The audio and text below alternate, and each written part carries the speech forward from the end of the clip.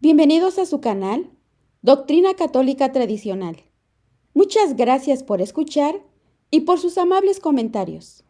Por favor, no olvide darle me gusta o like al video para que esta plataforma lo pueda recomendar a más personas. Comenzamos con nuestras oraciones. Pater noster, qui es in celis, sanctificetur nomen tuum. Adveniat regnum tuum, fiat voluntas tua, sicut in cielo et in terra. Panem nostrum quotidianum da nobis hodie, et dimitte nobis debita nostra, sicut et nos dimittimus debitoribus nostris, et ne nos inducas in tentationem, sed libera nos a malo. Amén. Ave María, gratia plena, Dominus tecum, benedicta tu in mulieribus, et benedictus fructus ventris tui, Jesús. Sancta María, Mater Dei, ora pro nobis peccatoribus, nunc et in hora mortis nostre. Amén. Sancte Michael Arcángelum, defende-nos in prelio. Contra nequitiam et insidias diaboli esto presidium. Imperet illi Deus, supplices deprecamur. Tuque, princeps militia celestis, Satana maliosque spiritus malignos, qui ad perditionem animarum pervagantur in mundo. Divina virtute in infernum detrude. Amén. Cor Iesus sacratitium, miserere nobis. Cor Iesus sacratitium, miserere nobis. Cor Iesus sacratitium, miserere nobis. Continuación del libro Catecismo Católico de la Crisis de la Iglesia, por el autor, el Padre Matías Gaudrón, de la Fraternidad Sacerdotal de San Pío X. Capítulo 7. La Nueva Misa. Parte número 1. Siguiente pregunta. ¿Qué es la Santa Misa? La Santa Misa es la renovación y la representación del sacrificio de la cruz. Por mediación del sacerdote, Cristo ofrece a su Padre de forma incruenta su cuerpo y su sangre, que inmoló de forma cruenta sobre la cruz. La misa es, pues, un verdadero sacrificio, por medio del cual se nos aplican los méritos del sacrificio de la cruz. ¿Dónde puede encontrarse la enseñanza de la Iglesia sobre la Santa Misa? El Concilio de Trento enseña lo siguiente. En la última cena, la noche en que fue entregado, en 1 Corintios capítulo 11, versículo 23, para dejar a su esposa amada a la Iglesia, como exige la naturaleza de los hombres, por el que se representara aquel suyo sangriento, que había una sola vez de consumarse en la cruz, y su memoria permaneciera hasta el fin de los siglos, y su eficacia saludable se aplicara para la remisión de los pecados que diariamente cometemos. Ofreció a Dios Padre su cuerpo y su sangre bajo las especies de pan y de vino. ¿Es verdad que la misa es verdaderamente un sacrificio en sentido estricto? El Concilio de Trento es tajante con lo siguiente. Si alguno dijere que en el sacrificio de la misa no se ofrece a Dios un verdadero y propio sacrificio, sea anatema. El mismo concilio declara que, por las palabras, haced esto en memoria mía, Cristo dio a los apóstoles el sacerdocio y el poder de celebrar este sacrificio. ¿Cuál es exactamente la relación entre el sacrificio de la misa y el de la cruz? Bien, el sacrificio de la misa tiene la misma víctima, el mismo sacerdote y las mismas intenciones que el de la cruz. Es el mismo sacrificio, pero ofrecido de forma distinta. ¿Cuál es la víctima del sacrificio de la misa?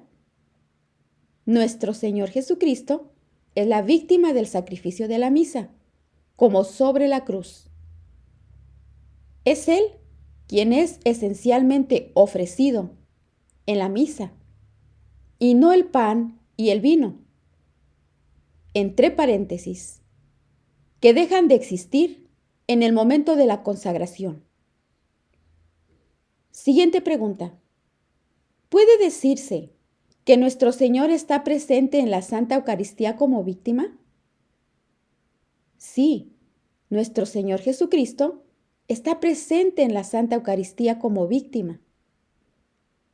¿Cómo puede estar presente como víctima nuestro Señor si su cuerpo ya es glorioso? Nuestro Señor está en estado de víctima en la Santa Eucaristía porque su cuerpo y su sangre están en ella sacramentalmente separados. Y esta separación sacramental tiene por finalidad representar la separación física realizada por la pasión. ¿No está nuestro Señor presente todo entero, con su cuerpo, sangre, alma y divinidad? Tanto bajo las apariencias del pan como de la del vino.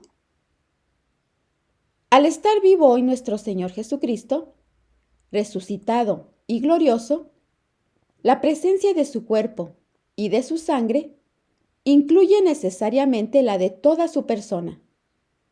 Cuerpo, sangre, alma y divinidad. Su cuerpo y su sangre no pueden estar físicamente separados. Y sin embargo, en sí mismo, por la sola fuerza de las palabras consacratorias, es el cuerpo el que se hace presente bajo las apariencias del pan y la sangre bajo las del vino. El cuerpo y la sangre de Cristo están, pues, en cierta forma separados por el sacramento, a causa de la doble consagración. Esta separación sacramental del cuerpo y la sangre de nuestro Señor Jesucristo ¿constituye una inmolación? La separación sacramental del cuerpo y de la sangre de nuestro Señor constituye una inmolación en la medida en que representa la separación física que tuvo lugar durante su pasión, cuyos frutos aplica por voluntad de nuestro Salvador. Así que en la misa ¿tiene lugar una inmolación? En la misa tiene lugar una inmolación, pero sacramental. El Concilio de Trento afirma que en la misa Cristo está contenido e inmolado de manera no sangrienta. Siguiente pregunta. ¿Quién es el sacerdote del sacrificio de la misa? El verdadero sacerdote del sacrificio de la misa es, como sobre la cruz, nuestro Señor Jesucristo.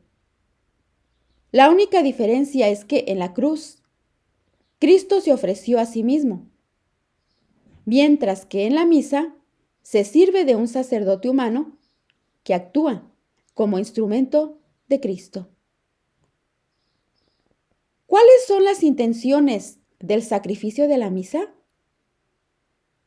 Bien, como el sacrificio de la cruz, el sacrificio de la misa es ofrecido por nuestro Señor con 4 grandes intenciones. La primera, adorar a Dios, darle gracias por sus beneficios, reparar las ofensas que se le hacen. Entre paréntesis, en este sentido, el sacrificio se dice propiciatorio o satisfactorio. Siguiente pregunta.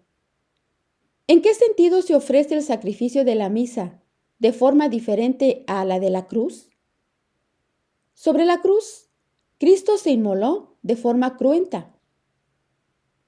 En la misa, lo hace de forma incruenta. ¿Esta doctrina es de los padres de la Iglesia? San Agustín enseña lo siguiente: Cristo ha sido inmolado una sola vez en sí mismo, y sin embargo, es inmolado cada día en el sacramento. Y San Ambrosio enseña: de igual manera que en todas partes se ofrece un solo cuerpo de Cristo, y no varios, se ofrece también un solo sacrificio. ¿Quién negó que la misa sea un sacrificio? Durante más de 1000 años, nadie osó en negar que la misa fuese un sacrificio. Los católicos gozaron pacíficamente de esta verdad. No fue hasta el siglo XII que algunas sectas comenzaron a atacarla. Pero sobre todo Martín Lutero y el protestantismo arrastraron a muchos cristianos a rechazar este dogma de fe. ¿Cómo nos reveló Dios que la misa es un sacrificio? Bien, que la misa es un sacrificio se desprende claramente de la Sagrada Escritura. En el Antiguo Testamento, Dios, por medio del profeta Malaquías, anuncia en estos términos el sacrificio futuro.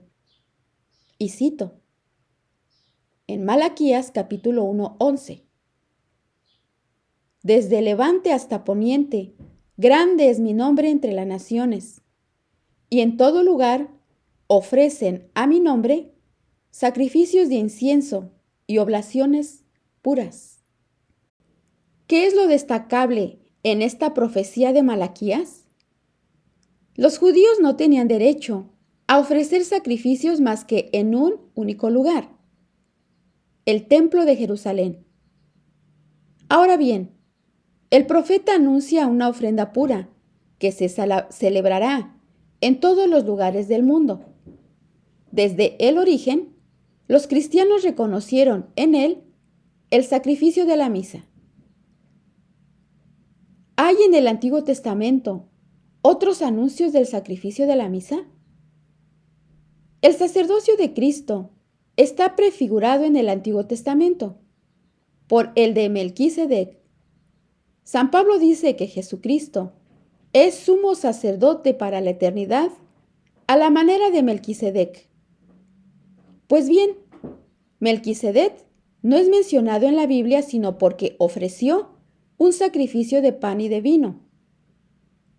Lo podemos leer en Génesis capítulo 14, versículo 18. Era una figura del sacrificio de la misa, instituido por nuestro Señor y realizado bajo las especies de pan y de vino. ¿Hablan los evangelios de la misa como un sacrificio? Cuando la institución de la misa, el Jueves Santo, Cristo utilizó términos referidos a un sacrificio. Y citó lo siguiente: este es mi cuerpo que se entrega por vosotros, mi sangre de la alianza, que es derramada por muchos para perdón de los pecados. ¿Puedes citar otros pasajes de la Sagrada Escritura? En la primera epístola a los Corintios, San Pablo opone la mesa de los demonios a la mesa del Señor. En Primera de Corintios, capítulo 10, versículos 18 al 21. Como la expresión mesa de los demonios designa los sacrificios paganos ofrecidos a los ídolos. La expresión mesa del Señor designa, pues, el sacrificio cristiano. Del mismo modo, la epístola a los Hebreos afirma lo siguiente: tenemos nosotros un altar, del cual no tienen derecho a comer los que dan culto en la tienda, es decir, el culto judío. En Hebreos capítulo 13:10. Ahora bien, un altar se construye, por definición, para ofrecer un sacrificio. ¿Qué dicen de la misa los primeros padres de la Iglesia? Los más antiguos escritos eclesiásticos hablan de la Eucaristía como de un sacrificio. Pueden citarse, entre muchos otros, la Didache, hacia el año 100 después de Cristo, el Papa San Clemente o San Cipriano de Cartago. ¿Qué enseña la Didache? La Didache, uno de los primeros escritos cristianos, declara lo siguiente: recordad el día del Señor, partid el pan y dad gracias, tras haber confesado vuestros pecados, a fin de que vuestro sacrificio sea puro. ¿Qué dice el Papa San Clemente? San Clemente de Roma, Papa del año 92 al 101, escribe lo siguiente: el Señor ha prescrito que los sacrificios y las acciones litúrgicas sean cumplidas en fechas y horas precisas. ¿Cómo habla San Cipriano del sacrificio de la misa? San Cipriano de Cartago, año 258, consagra su carta 63 al sacrificio de la misa. Afirma que Cristo ofreció su cuerpo y su sangre en sacrificio al Padre, en el número 4, que ordenó celebrar este sacrificio en memoria suya, número 14, y que el sacerdote actúa como representante de Cristo, número 9. Siguiente pregunta. ¿Puedes citar algún otro padre de la Iglesia sobre el sacrificio de la misa? Bien. San Gregorio Nacianceno, año 390, exhorta así a un sacerdote con lo siguiente: no ceses, hombre de Dios, de orar e interceder por mí cuando hagas descender el Verbo por tu palabra, cuando separes de manera no sangrienta la carne y la sangre del Señor, cuando te sirvas de la palabra, que son las palabras de la consagración, como de una espada. ¿Qué llama la atención en este pasaje de San Gregorio Nacianceno? San Gregorio Nacianceno menciona de forma muy clara la inmolación incruenta de Cristo, realizada por la separación de su cuerpo y de su sangre por medio de la doble consagración. ¿Qué se puede concluir de todos estos pasajes de las Sagradas Escrituras y de los padres? Los pasajes citados y muchos otros muestran hasta la evidencia que no se puede negar que la misa sea esencialmente un sacrificio, sin traicionar las enseñanzas de Cristo. ¿Esta verdad del sacrificio de la misa tiene mucha importancia? Todas las verdades reveladas por nuestro Señor Jesucristo son importantes y ninguna puede ser olvidada impunemente. Pero el sacrificio de la misa está verdaderamente en el corazón de toda la vida cristiana. Un error sobre este punto tendría consecuencias catastróficas. ¿En qué sentido está el sacrificio de la misa en el corazón de la vida cristiana? Bien, la religión judía del Antiguo Testamento ya se centraba sobre los sacrificios ofrecidos en el templo. Sería extraño que estos numerosos sacrificios no tuviesen correspondencia en el Nuevo Testamento. De hecho, nuestro Señor vino esencialmente a la tierra para ofrecerse en sacrificio a su Padre. En nombre de toda la humanidad, ofreció este sacrificio perfecto de adoración, de acción de gracias, de reparación por el pecado y de impetración. Lo esencial de nuestra vida cristiana debe ser unirnos un día tras otro a este sacrificio. Y es precisamente mediante la misa como lo hacemos. Siguiente pregunta. ¿No se puede concebir el cristianismo sin la misa? Incluso, en el orden natural, el sacrificio es un elemento esencial del culto debido a Dios. Todas las religiones antiguas tienen sus sacrificios. Una de las pruebas de la caducidad de la religión judía es precisamente el hecho de que, desde el año 70 después de Cristo, destrucción del Templo de Jerusalén, no puede realizar sus ritos sacrificiales. En la época moderna, los protestantes intentaron inventar un cristianismo sin misa. Es una completa desnaturalización de la fe y de la moral cristianas, que ha conducido con bastante rapidez al humanitarismo contemporáneo. Cuando el hombre deja de ofrecer sacrificios a Dios, tiende rápidamente a considerarse él mismo Dios. Siguiente pregunta. ¿No es sobre todo la presencia real de nuestro Señor Jesucristo en la Eucaristía lo que niegan los protestantes? Lutero no negaba una cierta presencia real de Cristo en el sacramento de la Eucaristía, aunque la entendiese de forma herética. Sin embargo, rechazaba la doctrina del sacrificio de la misa y profería al respecto las más groseras injurias. ¿Qué decía Lutero del santo sacrificio de la misa? Bien, Lutero anunciaba claramente que quería destruir la misa para golpear el corazón de la Iglesia Católica. Por ejemplo, cito lo siguiente. Cuando la misa sea abolida, pienso que habremos abolido el papado, pues sobre la misa, como sobre una roca, se apoya el papado entero, con sus monasterios, sus obispos, sus colegios, sus altares, sus ministros y su doctrina. Todo eso se derrumbará cuando se derrumbe su misa sacrílega y abominable. Pero, ¿no admitía Lutero que la misa pudiera considerarse un sacrificio en cierto sentido? Lutero admite y emplea a veces el término sacrificio para designar la misa, pero solamente en un sentido muy amplio, una cosa sagrada.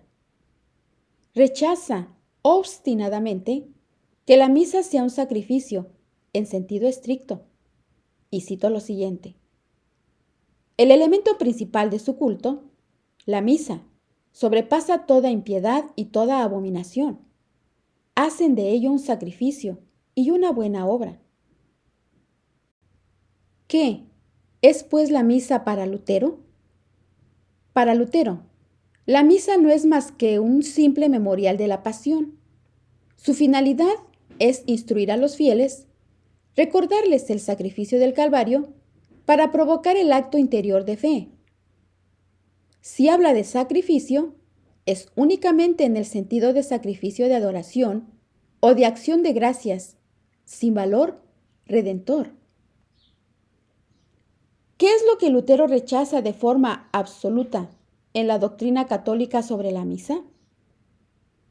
Lo que Lutero rechaza absolutamente es que la misa tenga un valor propiciatorio o satisfactorio, es decir, que aplique de forma actual y eficaz a nuestras almas los frutos del sacrificio de la cruz, y que de esta forma cancele la deuda que tenemos con Dios por nuestros pecados.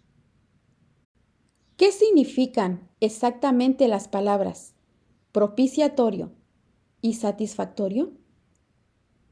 El sacrificio de la misa se dice propiciatorio porque hace que Dios nos sea propicio, destruyendo los motivos de cólera que podría tener hacia nosotros a causa de nuestros pecados. Se dice satisfactorio porque satisface a la justicia divina, es decir, que hace lo suficiente para apaciguarla. ¿Qué dice exactamente Lutero al respecto? Lutero enseña lo siguiente: la misa no es un sacrificio o la acción de un sacrificio. Miremosla como sacramento o como testamento. Llamémosla bendición, Eucaristía o memorial del Señor. El Santo Sacramento no ha sido instituido para que se haga de él un sacrificio expiatorio, sino para que sirva para despertar en nosotros la fe y para reconfortar las conciencias. La misa no es un sacrificio ofrecido por otros, estén vivos o muertos, a fin de borrar sus pecados, sino una comunión en la cual sacerdote y fieles reciben el sacramento, cada uno para sí mismo.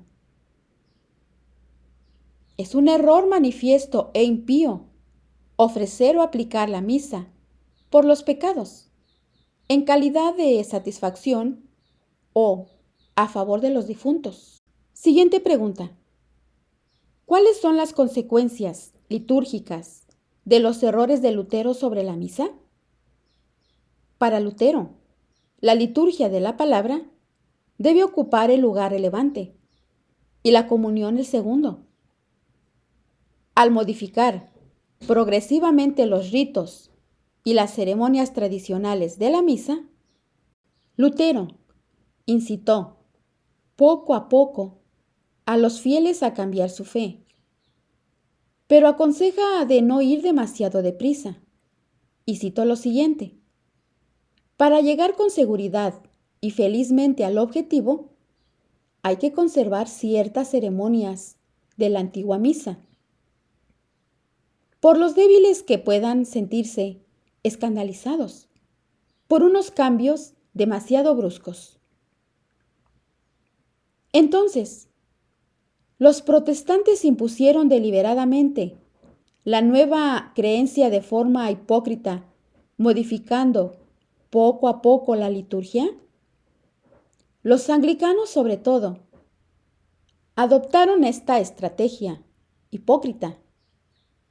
Pero Lutero había dicho de forma muy clara lo siguiente, y cito: el sacerdote bien puede arreglárselas de tal manera que el hombre del pueblo ignore siempre el cambio operado y pueda asistir a misa sin hallar de qué escandalizarse. ¿Qué cambios introdujo Lutero en la liturgia? Lutero atacó sobre todo el ofertorio, que suprimió, y el canon, que modificó considerablemente. Conservó la estructura general de la misa, pero borrando hábilmente lo esencial.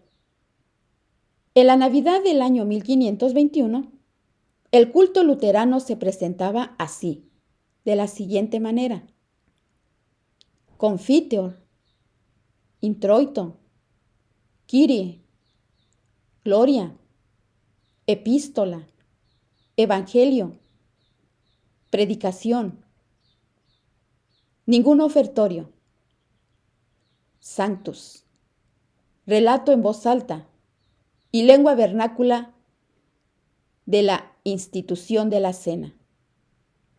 Comunión bajo las dos especies, en la mano y en el cáliz, sin necesidad de confesarse antes. Agnus Dei, Benedicamus Domino. El latín fue desapareciendo poco a poco. ¿Qué puede decirse de la hazaña con la que Lutero perseguía la misa católica? Lutero vio acertadamente un punto.